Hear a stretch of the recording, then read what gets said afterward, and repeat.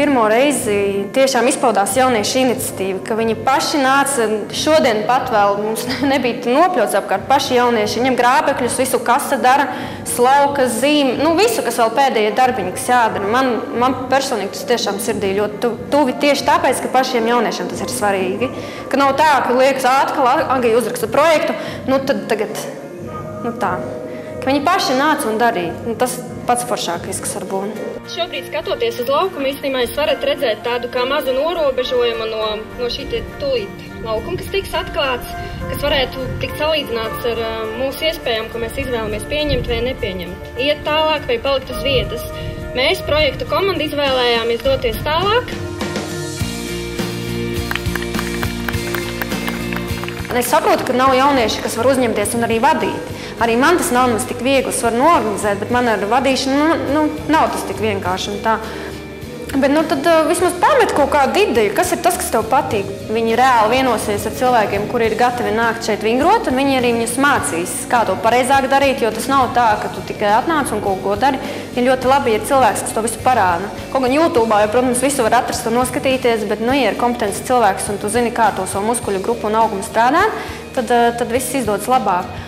Es ceru uz to, mans mērķis bija rakstot projektu, ka jaunieši mazāk izvēlēsies tusēt telpās, bet aizmirsīs tādas datorspēles, jo, kā zināms, datoros tagad jau var gan sēt, gan stādīt, gan cept, gan vārīt, bet tie tiešām reāli darīs ārā paši priekš sevis un savai izaugsmē, nevis kāds man teica un es daru, bet tu izvēlies pats, tu redzi, ka tu vari sevi attīstīt. Tev pat ir, kas atnāk un tevi pamāca. Novērtē to, nevis sūdzies, kad ir kā ir.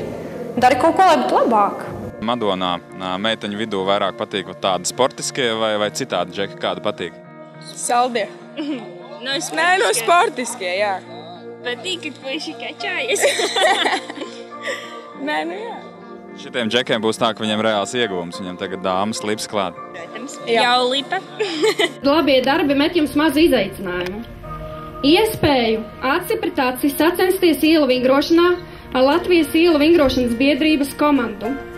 Jums līdz 2012. gada pavasarim ir laiks cītīgiem treniņiem, un kad kokiem lapas būs izplaukušas, mēs brauksim pie jums ciemos ar balvām un, protams, Rīgas ielvingrotājiem. Ko sakāt? Es domāju, būs viņam ko pasīst, jo, tur, manuprāt, bišķi cits līmenis ir, bet, domāju, cīnīsies viņi arī. Viņi māliči ļoti progresējuši, nopietni mūsu acīs viņi ir kāpuši ļoti. Māliči. Es esmu studējis pedagoģiju un es zinu, kā tas ir strādāt ar jauniešiem un tieši ar pusauģiem. Priekš manis tas devis nelielu daļu pacietības, jo es mēdzu ātri aizsilties, bet tad es tā padomāju, viņi taču ir tieši tikai jaunieši, ne jau viņi speciāli to tur aizvaino, apvaino. Vienu dienu viņiem ir tāds noskaņojums, nākamajā tāds, bet man jau ir tāpat. Es arī esmu tikai cilvēks, un es arī varbūt kādreiz viņiem pasaku kaut ko tādu, ko es neesmu domājusi. Un varbūt viņi vēl nav iemācījušies atvainoties, vai arī es neesmu iemācījusies, bet tas ir tikai laika jautājums. Un, man liekas, ka dzīves prieks, kas nāk no viņiem, ka katru dienu var tvert kā kaut ko jaunu, kaut kādu jaunu iespēju un vienkārši būt kopā. Un neko neprasīt par to. Tas ir galvenais, man šķiet.